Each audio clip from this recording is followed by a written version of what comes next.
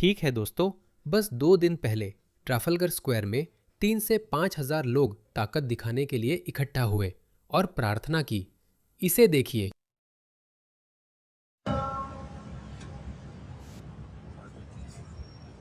सादिक खान भी वहां प्रार्थना कर रहे हैं। फिर उन्होंने एक घटिया भाषण दिया कि हमें मुस्लिम पहचान छुपाने के लिए मजबूर किया जा रहा है। देखिए, हम ट्राफलगर स्क्वायर पर हैं, अगर रोक सकते हो तो रोक लो। कुछ लोग इसे 3 हजार से 5 हजार तक मानते हैं। तो दोस्तों, ये बात अनदेखी नहीं हुई है और ऐसा लगता है कि अब यूके ने इसका जवाब देना शुरू कर दिया है, क्योंकि इस टोरी सांसद निक टिमोथी ने कहा कि बहुत से लोग इसे कहने के लिए बहुत ज्यादा सभ्य है। सार्वजनिक जगहों पर सामूहिक धार्मिक प्रार्थना वर्चस्व दर्शाती है 100%।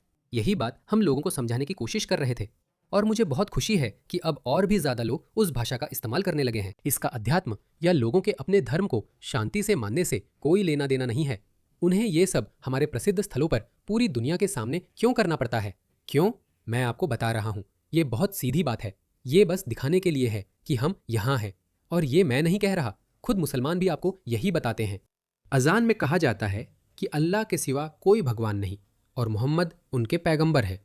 इसे सार्वजनिक जगहों पर कहना प्रभुत्व का ऐलान है, यानी बाकी धर्म झूठे और हमारा धर्म सच्चा है। माफ कीजिए, मुझे लगता है कि ज्यादा से ज्यादा ईसाइयों को अब शांतिवादी रहना छोड़कर आगे आना चाहिए।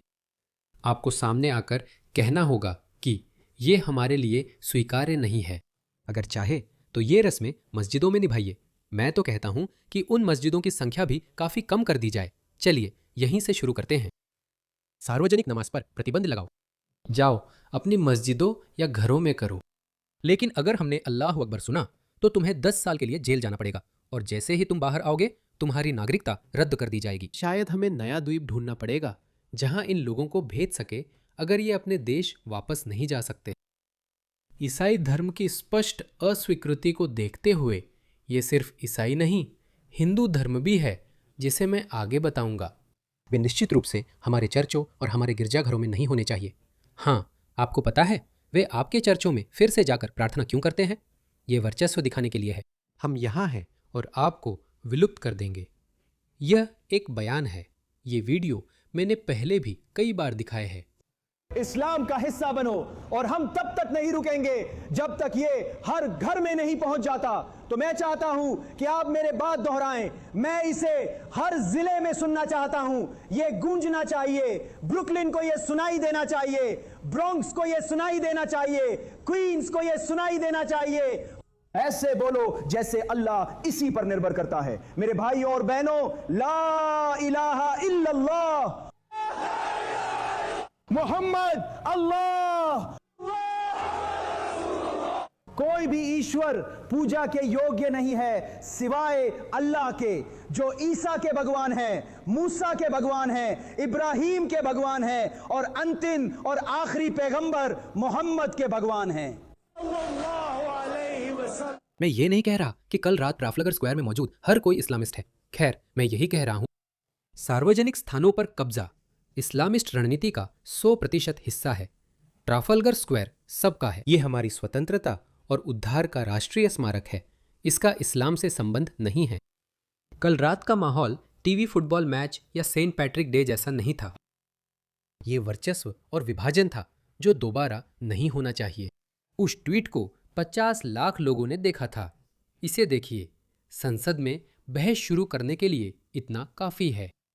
इसे देखिए। इसे देखिए। ये लोग ऐसा करते रहते हैं। यह ब्रिस्टल सिटी काउंसिल की बैठक है। ये एक काउंसिल की बैठक है।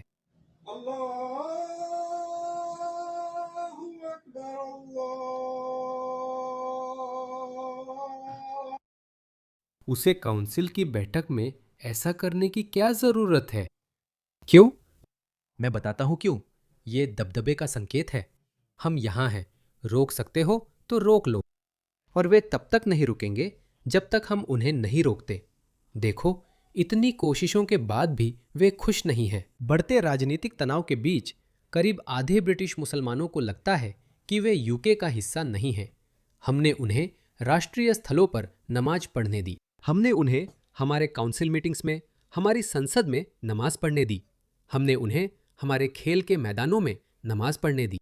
हमने उन्हें विरोध करने और हमारे रणनीतिक गठबंधनों को नुकसान पहुंचाने दिया। हमने उन्हें हमारी बेटियों के पीछे पड़ने के बाद भी बिना सजा के छोड़ दिया। और फिर भी वे खुश नहीं हैं। तुम्हें इससे क्या मिला? हम हिंदू, बौद्ध और दूसरे समुदायों को ऐसा व्यवहार करते हुए क्यों नहीं देखते? हम उन्हें क्यों नहीं देखते? वे कहाँ हैं? मैं कहना चाहता हूं कि ब्रिटेन के बाकी आधे मुसलमान जिन्होंने नहीं कहा कि वे यहाँ स्वागत नहीं महसूस करते, वे भी पूरी तरह खुश नहीं है और यहाँ ज्यादा इस्लाम देखना चाहते हैं। वे कहते हैं, चलो एक ज्यादा इस्लामी ब्रिटेन की दिशा में काम करते हैं। तो ये मत सोचिए कि बाकी आधे लोग मेरी तरह है। ऐसा मत सोचिए, क्योंकि वे नहीं हैं। हमारे पास स्थानीय परिषद के लिए चुनाव है। हम चाहते हैं कि हर कोई इसमें भाग ले। देखिए, हमने उन्हें चुनाव लड़ने दिया। खैर, चलिए टुटियाकिया की बात सुनते हैं। वो अपने नाम जैसा ही है ना? सुनिए वो क्या कहना चाहता है। और जब वो कह रहा है कि हर कोई धर्म का पालन कर सकता है, दाईं ओर आप देख सकते हैं एक महिला को जो चुपचाप प्रार्थना कर रही थी। उसने तो एक आवाज भी नहीं निकाली थी। जो सड़क पर प्रार्थना कर रही थी, एक गर्भपात क्लिनिक के सामने यीशु से प्रार्थना कर रही थी कि किसी तरह, मुझे नहीं पता, गर्भपात खत्म हो जाए या शायद इन लोगों को रोशनी दिखा दो। वह सचमुच अपने मन में यही कह रही थी, जोर से भी नहीं बोल रही थी। और उसे इसी पुलिस अधिकारी ने गिरफ्तार किया। तो एक तरफ हमारे राष्ट्रीय स्मारक पर मुसलमान जोर जोर से प्रार्थना कर रहे हैं, ताकत का प्रदर्शन कर रहे हैं, वही ईसाइयों को सताया जा रहा है। मेरे पास और उदाहरण है। जब मैं ट्रैफलगर स्क्वायर में धार्मिक कार्यक्रम देखता हूं, जब मैं हिंदुओं को दिवाली मनाते हुए देखता हूं, जब मैं यहूदियों को हनुक्का मनाते हुए देखता हूं, जब मैं ईसाइयों को क्राइस्ट का पैशन प्रस्तुत करते हुए देखता हूं। देखिए इस ईसाई महिला के साथ क्या हो रहा है। सभी मुस्लिम नमाज पढ़ रहे हैं। यह हमारे विविध शहर और देश की महान ताकत को दिखाता है। इन बेवकूफों को देखो जो अब भी वाह कह रहे हैं। मैंने नहीं सुना कि उनकी पार्टी ने मुस्लिम आयोजनों के सिवा कुछ और पर आवाज उठाई हो। हाँ, मैं सोचता हूँ ऐसा क्यों है? क्योंकि शायद कोई और समुदाय ऐसा व्यवहार नहीं करता। और असल में ये साबित करता है कि एक ही समस्या है, बेटा। और ये नस्ल के बारे में नहीं है। वे लोग नस्लवादी नहीं है। अगर वे नस्लवादी होते तो हिंदुओं, बौद्धों और सभी की आलोचना करते, लेकिन वे ऐसा नहीं कर रहे हैं। आखिर इस खास समुदाय के बारे में क्या है? सिर्फ जब मुसलमान नमाज पढ़ते हैं, इससे साफ है टोरी पार्टी को मुसलमानों से समस्या है। हर किसी को है, किसे नहीं। तो उसने टोरी पार्टी से उसे बाहर करने को कहा। वह कहता है, अभिव्यक्ति की स्वतंत्रता में कोई समस्या नहीं। देखो, यह एक और ईसाई है। लंदन की सड़कों पर सुसमाचार का प्रचार करने के लिए एक और यूके ईसाई पादरी को गिरफ्तार किया गया। पुलिसकर्मी स्ट्रैटफोर्ड में एक प्रचारक को निर्देशित कर रहे हैं। मैं स्ट्रैटफोर्ड वेस्टफील्ड के बाहर जा चुका हूँ। वे मुसलमान हैं। वे बस वहाँ लाउडस्पीकर के साथ खड़े रहते हैं, बहुत ज़्यादा शोर प्रदूषण करते हैं और वे बस चिल्लाते रहते हैं, अपनी पूरी ताकत से चिल्लाते हैं। ये बहुत घिनौना है। और वे ऐसा कर सकते हैं, लेकिन जब कोई ईसाई ऐसा करता है तो उसे हटा दिया जाता है। उन्होंने क्या किया है? वो सबसे महान है। उन्होंने कई बार समझाया, आपने इसे अभी तक नहीं देखा। हाँ, मैं ऐसा नहीं चाहता। और जब बात ईसाइयों की आती है तो उन्हें कोई परवाह नहीं होती। ये एक अश्वेत व्यक्ति है, क्योंकि प्रगतिशील लोग दिखाना चाहते हैं कि वे समावेशी हैं, अल्पसंख्यकों के लिए प्रयास करते हैं और नस्ल भेदी नहीं हैं। और जब बात ईसाई धर्म और मुसलमानों को खुश करने की आती है तो उन्हें अश्वेतों की भी कोई परवाह नहीं रहती। मुझे लगता है मैंने आपको बहुत कुछ दिखा दिया है। ये नया सर्वे अभी आया है। तो आम जनता ईरान को नकारात्मक रूप से देखती है, 42 अंक -42। वही ब्रिटिश मुसलमान आमतौर पर ईरान के बारे में सकारात्मक सोचते हैं। वो शासन जो अपने ही लोगों को मारता है। इसी वजह से हम आपको बताते हैं कि उनके समाज चलाने का नजरिया अलग है। एकमात्र समझदारी भरा समाधान है पुनः प्रवास। यहाँ आपका स्थान नहीं, क्योंकि आपकी सोच हमसे अलग है। आप हमारे गठबंधनों को अलग देखते हैं। अमेरिका सोचता है हमारे सहयोगियों के रोल्स रॉयस यूनाइटेड किंगडम के साथ क्या हुआ? तो यही हुआ। यही वजह है कि यूके के राजनेता उनके वोट पाना चाहते हैं। वो इन्हें नाराज नहीं कर सकते। आपने कल एंथनी एल्बनीज के साथ क्या हुआ देखा है? एंथनी एल्बनीज को केम्बा मस्जिद में हूट किया गया।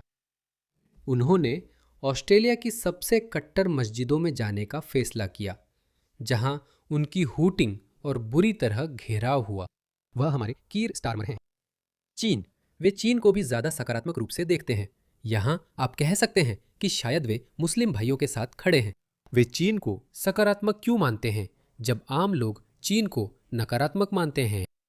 वे सिर्फ पश्चिम से नफरत करते हैं और कोई वजह नहीं है। वे पश्चिम से नफरत करते हैं। उन्हें रूस भी पसंद है, भले ही थोड़ा ज्यादा, लेकिन इससे भी पता चलता है कि उनका रूस के प्रति कुल मिलाकर सकारात्मक नजरिया है। उनका रूस के प्रति कुल मिलाकर सकारात्मक नजरिया है। मैं कह रहा हूं, यहां तक कि उदारवादी मुसलमान जैसे शराब पीने वाले मुसलमान भी अमेरिका और पश्चिम से नफरत करते हैं। वे बस पश्चिम से नफरत करते हैं। क्यों? क्योंकि उनका नजरिया अलग है। उनके लिए खुशामद करने से कोई फर्क नहीं पड़ता। चाहे आप सारे पब और कैसीनो बंद कर दे और कुत्तों पर भी प्रतिबंध लगा दे, फिर भी वे राजनीतिक रूप से खुश नहीं होंगे। वे दुनिया को आपकी और मेरी तरह नहीं, बल्कि अलग नजरिए से देखते हैं। इसे देखो, ये नस्लवादी आदमी कूद पड़ा है। मुसलमान ट्राफल्गर स्क्वायर में नमाज पढ़ते हैं तो एक वरिष्ठ टोरी नेता इसे वर्चस्व कहता है, लेकिन जब बाकी सब जश्न मनाते हैं तो इसे विविधता कहते हैं। हाँ, क्योंकि बाकी लोग धमाके नहीं करते, वे पब बंद करने की बात नहीं करते, वे चर्चों पर कब्जा नहीं करते, वे डराते धमकाते नहीं हैं। कोई तुलना नहीं है। वाकई में कोई तुलना नहीं है। और इसे देखिए, जल्द ही आप देखेंगे कि दूसरे समुदाय भी इस्लाम के खिलाफ बोलना शुरू कर देंगे। ये बहुत दिलचस्प मोड़ होगा। ये इस कहानी का अगला अध्याय है। पश्चिमी सभ्यता, जहां अन्य जातीय या सांस्कृतिक अल्पसंख्यक भी इस्लाम के खिलाफ बोलना शुरू कर देंगे। तो इसे देखिए, जाहिर है ये कुछ दिन पहले ही हुआ था, जो मुझसे छूट गया। 10 मार्च को ये हुआ। Bob Blackman. सेंट्रल मस्जिद के गुंडों ने हैरो में हिंदुओं के पवित्र उत्सव पर 1000 से ज्यादा शांतिपूर्ण उपासकों पर हमला किया। मैंने इसे संसद में उठाया। 20 हमलावर, सिर्फ एक गिरफ्तारी। मेट पुलिस को जवाब देना होगा। सुनिए। हिंदू भी सुरक्षित नहीं है और जल्दी ही इसका पता चल जाएगा। मंगलवार को हमारे पास पुराने harrow civic centre car park स्थल पर होली का वार्षिक उत्सव था। ये वर्षों से हो रहा है और आनंदमय अवसर है जिसमें 1000 से ज्यादा लोग शामिल हुए। हालांकि केंद्रीय मस्जिद से कुछ गुंडे मुस्लिम समुदाय के लोग मस्जिद से बाहर आए और फिर उन्होंने इस कार्यक्रम को बाधित करने का फैसला किया। क्यों? क्योंकि ये उनका इलाका है। मैं तुम्हें एक बात बता दूं, अगर मुसलमान यहूदियों और ईसाइयों से नफरत करते हैं तो वे हिंदुओं से और भी ज्यादा नफरत करते हैं। इस्लाम में यहूदी, ईसाई और साबिन शामिल है, जो एक लुप्त समूह है जिसे मोहम्मद नहीं जानते थे कि वे लुप्त होंगे। तो आज की दुनिया में यहूदी और ईसाई अभी भी एक इस्लामी खिलाफत के तहत तीसरे दर्जे के नागरिक के रूप में जीने का अधिकार रखते हैं। आप जिज्जा कर अदा कर सकते हैं। आपको समाज में सीमित भूमिकाओं तक सीमित किया जा सकता है, लेकिन आप जीवित रह सकते हैं। लेकिन हिंदुओं को विकल्प नहीं मिलता, जबकि बहुदेववादी हिंदुओं को 2 विकल्प मिलते हैं। या तो धर्म परिवर्तन करो या मर जाओ, बस इतना ही। तो यही वजह है कि अब ये मुसलमान हिंदुओं पर भी दबाव बढ़ा रहे हैं। किसी कारणवश मैंने इसका एक भी वीडियो नहीं देखा है। मुझे नहीं पता क्या हुआ। जाहिर है मुख्यधारा की मीडिया ने इसके बारे में बात नहीं की, लेकिन यह सोशल मीडिया पर भी नहीं दिखा। हमें याद है 2 साल पहले लीसेस्टर में मुसलमानों ने हिंदू समुदाय पर हमला किया था। मुहम्मद वहां गया था और बाद में डगलस मरे के खिलाफ केस हार गया था। ये 1 हफ्ता पहले हुआ था। ऐसा और भी ज्यादा होने वाला है और हम देखेंगे कि और भी ज्यादा हिंदू और सिख सामने आएंगे और वे कहेंगे, मुझे लगता है कि तब कट्टर वामपंथी वोक्स के लिए यह वाकई बहुत मुश्किल हो जाएगा और फिर से वे खुद को रोक नहीं सकते। कोई पूछ सकता है, वे इतनी रणनीतिक मूर्खता क्यों कर रहे हैं? अगर आप अभी से ऐसा व्यवहार करेंगे तो खुद को अलग थलग कर लेंगे और कई लोगों को दुश्मन बना लेंगे, न कि सिर्फ गोरों को, जिन्हें आसानी से कट्टर दक्षिणपंथी नस्लवादी गुंडे कहकर चुप कराया जा सकता है। लेकिन आप अन्य गैर श्वेत लोगों को भी अपना दुश्मन बना लेंगे। आप कट्टर वामपंथी वोकियों के लिए मुसलमानों, हिंदुओं, सिखों और अन्य गैर श्वेत लोगों के बीच बहुत कठिन चुनाव छोड़ रहे हैं। वे किसे चुनेंगे? मुझे लगता है कि कट्टर वामपंथी वोकी लोग अंधे या मूर्ख नहीं हैं। वे जानते हैं क्या हो रहा है। लेकिन यह सुविधा का गठबंधन है जो वामपंथ के लिए अच्छा नहीं होता जब इस्लाम और कट्टर वामपंथ के बीच अपवित्र गठजोड़ की बात आती है। स्पीकरों को हटाना, ऑडियो सिस्टम को डिस्कनेक्ट करना और उन्हें स्टूवर्ड्स द्वारा भगा दिया गया। वो तो पहले ही काफी बुरा था। वे 20 और गुंडों के साथ वापस आए और जश्न मना रहे लोगों पर हमला करने की कोशिश की। अब ये है हैरो में, जहां हमारे बेहतरीन सामुदायिक संबंध है, और मुझे उम्मीद है कि ऐसा कुछ फिर कभी या कहीं और नहीं होगा।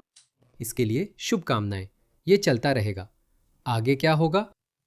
तो हैरो, लेस्टर और साउथ हॉल जैसे इलाकों में जहां हिंदू और सिख समुदाय मुस्लिम समुदाय के साथ बड़ी संख्या में रहते हैं, उन्हें वहां से जबरन निकाला जाएगा। ऐसा होने वाला है। उन्हें जबरन निकाला जाएगा। कई वामपंथी हिंदू और सिख अब भी इन इस्लामिस्टों का समर्थन करते हैं। वे सच में ऐसा करते हैं। वे सोचते हैं कि सभी गैर श्वेत लोगों के बीच बुरे श्वेत लोगों के खिलाफ एक अच्छा गठबंधन चल रहा है। आप जल्दी जान जाएंगे, श्वेत लोग बुरे नहीं हैं। समस्या एक विचारधारा है बच्चे। आप जिस भी देश को देखें, वहां हमेशा एक ही समुदाय होता है।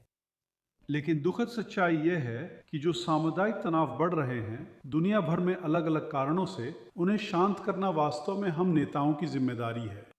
क्या मैं नेता से पूछ सकता हूं कि क्या हम अगले हफ्ते एक बयान पा सकते हैं कि इन सामुदायिक तनावों को शांत करने के लिए क्या किया जाएगा, और यह सुनिश्चित करने के लिए कि लोग शांति और सद्भावना के साथ जश्न मना सकें जैसा कि होना चाहिए।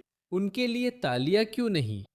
देखिए, इसी वजह से मैंने कहा था कि यह इन लोगों का कोई महान नस्लवाद विरोधी नजरिया नहीं है।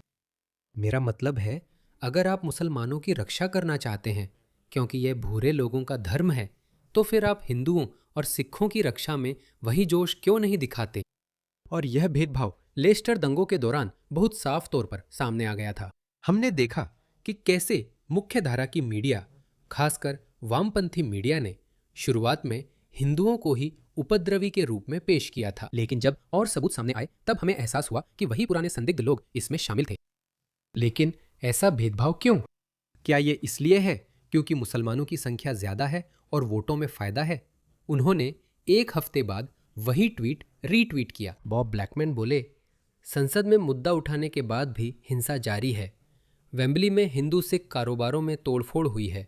हालात बिगड़ते जा रहे हैं और भी बुरा होने वाला है। रेस्टोरेंट के टॉयलेट में लोगों को पीटा गया। ईलिंग रोड पर 4 लोगों को चाकू मारा गया। ईलिंग यहाँ अच्छा है। होली पर हुए शुरुआती हमले के अपराधी अभी भी ज्यादातर खुलेआम घूम रहे हैं और वे खुलेआम ही रहेंगे।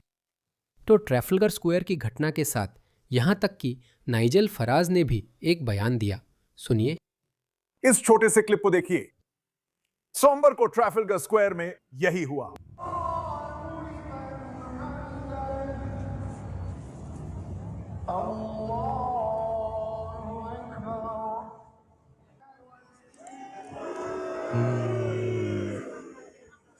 सोमवार को लंदन के ऐतिहासिक ट्रैफलगर स्क्वायर में हमने जो देखा, एक ऐसे देश में जिसकी नींव यहूदी ईसाई मूल्यों पर रखी गई थी, क्योंकि यही इस देश की हर चीज की बुनियाद रही है।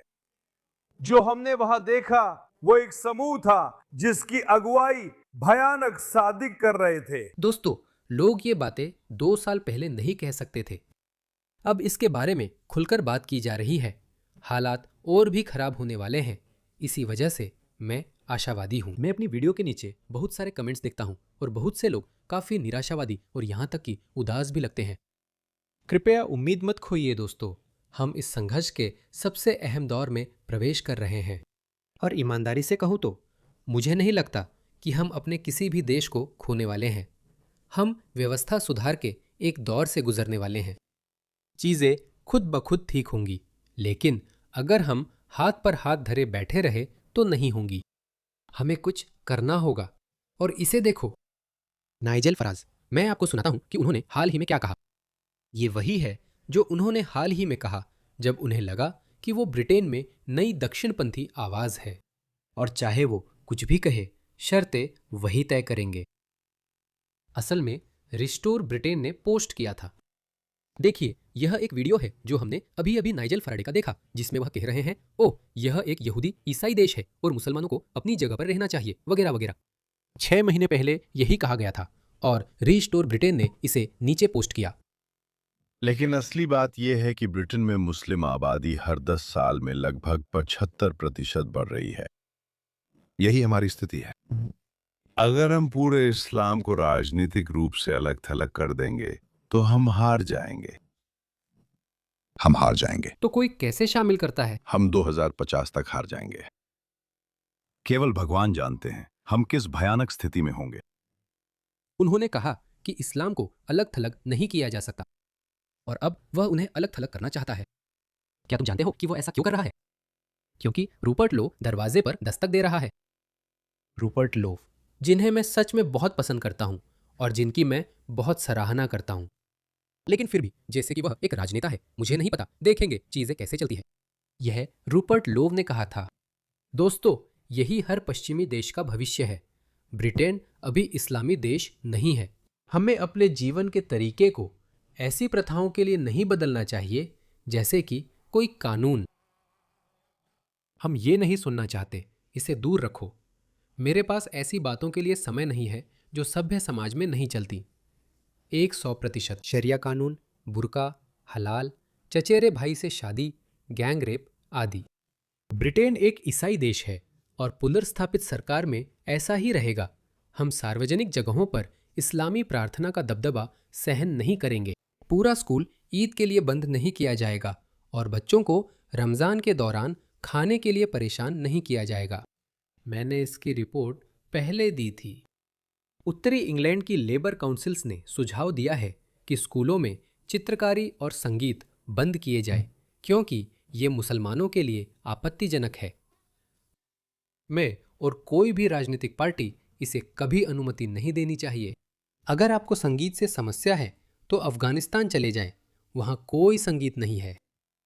अगर आपको पश्चिमी महिलाओं के बुर्का न पहनने या खुला कपड़े पहनने से समस्या है तो अफगानिस्तान चले जाएं, वहाँ आपको बहुत सी महिलाएं बिन बैग्स में दिखेंगी। ये देश आपके लिए बिल्कुल सही नहीं है। इन लोगों के लिए बहाने बनाना बंद करें। इनमें से कुछ भी विवादास्पद नहीं है। इनमें से किसी पर भी उन्माद नहीं होना चाहिए, लेकिन जाहिर है ऐसा होगा। अगर कोई मुस्लिम शरीयत कानून के तहत रहना चाहता है तो चुनने के लिए कई देश हैं। अफगानिस्तान, मैं उनकी यात्रा के लिए शुभकामनाएं देता हूं। लेकिन यह ब्रिटेन है और हमने असहनीय चीज़ों को बहुत लंबे समय तक सहन किया है। अब यह खत्म होना चाहिए।